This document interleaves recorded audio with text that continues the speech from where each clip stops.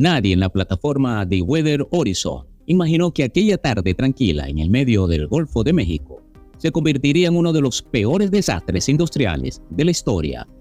Era 20 de abril de 2010. El mar estaba en calma, el sol comenzaba a caer sobre el horizonte y bajo sus pies, oculto a casi 1500 metros de profundidad, yacía un monstruo al acecho, una bolsa de petróleo a altísima presión, capsulada bajo kilómetros de roca marina. Esa noche, ese monstruo despertaría. Pero para entender por qué ocurrió, primero hay que descender. Una bestia escondida bajo el fondo del mar. The Weather Horizon es una plataforma semisumergible de perforación petrolera, propiedad de Transocean, pero operada por la petrolera británica BP. Su misión era ambiciosa: perforar un pozo ultra profundo llamado Macondo, a más de 5.000 metros bajo el lecho marino. Este tipo de perforación, la presión es el enemigo. A tales profundidades, el crudo y el gas están encerrados a presiones extremas. Si no se controlan adecuadamente, pueden ascender como una bala por el pozo recién abierto. Por eso, cada paso requiere sistemas redundantes de seguridad, lodos pesados para contrarrestar la presión, válvulas de contención y, lo más crucial, un dispositivo de prevención de explosiones, el famoso BOP Broadwell Preventer, instalado en el fondo marino. El 20 de abril, la perforación ya había terminado. The Weather Horizon estaba lista para sellar el pozo de forma temporal y abandonar la zona. Pero sellar un pozo no es cerrar una puerta, es como clausurar una presa con millones de litros intentando escapar. Todo tenía que salir perfecto, pero no fue así. Pequeñas decisiones, grandes consecuencias. Durante semanas, BP había estado acumulando retrasos y sobrecostos. Cada día de operación costaba aproximadamente $1 millón. Había presión por terminar. Algunas decisiones técnicas se tomaron para ahorrar tiempo.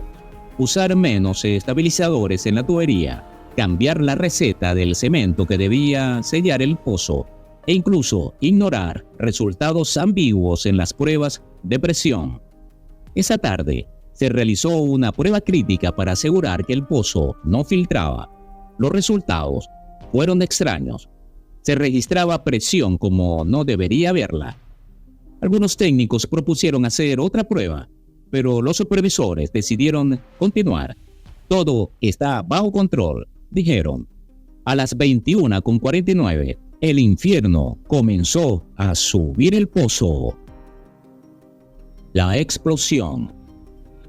Primero fue una burbuja, luego un chorro de gas metano que viajó a velocidades supersónicas por el tubo de perforación. A los pocos segundos, emergió a la superficie y llenó la plataforma con una nube invisible. Un motor, una chispa y luego una explosión. El fuego envolvió The Weather Horizon. No hubo tiempo de evacuar ordenadamente. La plataforma, construida en acero, comenzó a derretirse como papel de aluminio. Las llamas alcanzaron los 100 metros.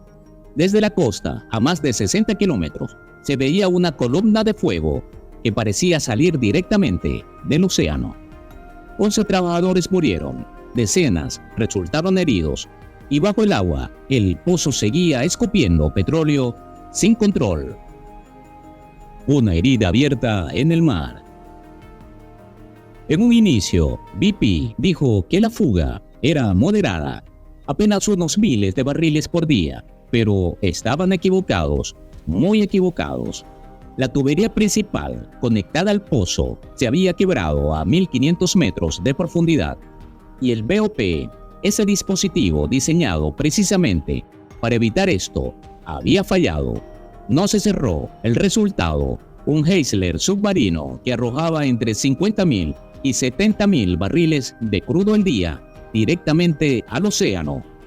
Para visualizarlo, era como ver un camión cisterna entero vaciándose en el mar cada 5 minutos. Durante 87 días, ese flujo no se detuvo. la carrera contra el tiempo. Ingenieros de BP, la Guardia Costera, expertos de la NASA, la Marina e incluso ex-astronauta colaboraron en uno de los esfuerzos técnicos más complejos jamás intentado bajo el agua, pero nada funcionaba. Primero intentaron activar el BOP de forma remota. Falló. Luego bajaron una cápsula de acero de 100 toneladas para capturar el crudo, pero se congeló por los hidratos de gas que se formaban en las bajas temperaturas del fondo marino. Intentaron taponar el pozo con barro, cemento a alta presión en un procedimiento llamado Top Skill. También fracasó. Cada día, decenas de miles de barriles contaminaban el mar. Las imágenes aéreas eran apocalípticas. Una mancha negra del tamaño de Jamaica se expandía lentamente por el Golfo. Las playas de Luisiana, Alabama y Florida fueron invadidas por bolas de alquitrán. Animales marinos cubiertos de petróleo comenzaron a aparecer: tortugas, delfines, pelícanos, manatíes. Muchos morían en las costas, asfixiados o envenenados. La implosión de una imagen pública. Mientras el desastre crecía, la indignación también. Las conferencias de prensa de BP se volvieron un desfile de excusas, cifras erróneas y promesas vacías. Cuando su CEO, Tony Hayward, dijo frente a cámaras: "I like my life back". Me gustaría recuperar mi vida. El comentario desató una tormenta mediática. 11 familias habían perdido a sus seres queridos. Millones de personas veían sus costas, sus industrias pesqueras y su turismo en ruinas. Y el director de la empresa responsable solo pensaba en sí mismo. BP gastó cientos de millones en publicidad para limpiar su imagen, pero el daño ya estaba hecho. El final de la fuga. Finalmente, en julio, lograron instalar una nueva campana de contención sobre el pozo roto. Fue como tapar una manguera de alta presión bajo el agua. Requirió precisión quirúrgica y semanas de preparación. El flujo se redujo. Luego, con una nueva operación llamada Static Kill, lograron inyectar cemento directamente al pozo. El 15 de julio de 2010, el pozo Macondo fue sellado oficialmente. Habían pasado 87 días, 780 millones de litros de petróleo se habían vertido al océano. Era el mayor derrame accidental de crudo marino en la historia de Estados Unidos. Consecuencias que no desaparecen. Las cifras son escalofriantes. Más de 1.100 kilómetros de costa contaminada. Casi 9.000 animales marinos muertos documentados, aunque se estima que las cifras reales son decenas de veces mayores. Comunidades enteras de pescadores devastadas, décadas de trabajo ecológico perdidas. Pero hay efectos que no se ven. Estudios posteriores detectaron alteraciones genéticas en peces expuestos al crudo. Muchas especies aún no se han recuperado. El ecosistema del Golfo de México sigue alterado y lo estará durante generaciones. En 2015, BP aceptó pagar una multa récord de $20.800 millones, la más alta impuesta a una empresa en Estados Unidos. Pero para muchos, ningún dinero puede revertir el daño. Una cultura de riesgo. Las investigaciones revelaron una verdad inquietante. El desastre de Deepwater Horizon no fue un accidente fortuito, sino el resultado de una cultura empresarial que priorizaba la velocidad y los beneficios sobre la seguridad. Los sistemas de alarma habían sido desconectados para no molestar a los trabajadores con falsas alertas. Las decisiones críticas se tomaban bajo presión económica. Las advertencias de ingenieros eran ignoradas sistemáticamente.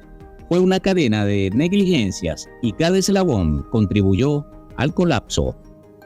La herencia invisible.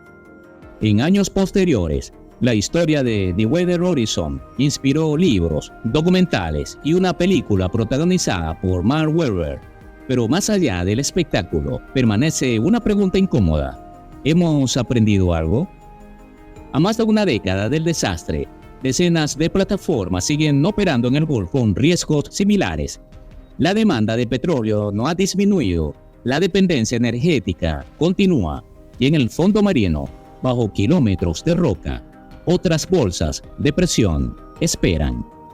El océano es vasto, puede parecer que lo devora todo, pero no olvida. El Pozo Macondo fue una herida que no cicatrizó fácilmente. Fue un espejo oscuro que reflejó lo peor de una industria voraz y de una humanidad que juega con fuerzas que no siempre comprende. Y quizás la verdadera pregunta no sea cómo ocurrió, sino cuándo volverá a ocurrir. Si este relato te dejó pensando tanto como a nosotros, deja tu opinión en los comentarios. Y si quieres más historias como esta, suscríbete. Lo mejor está por venir.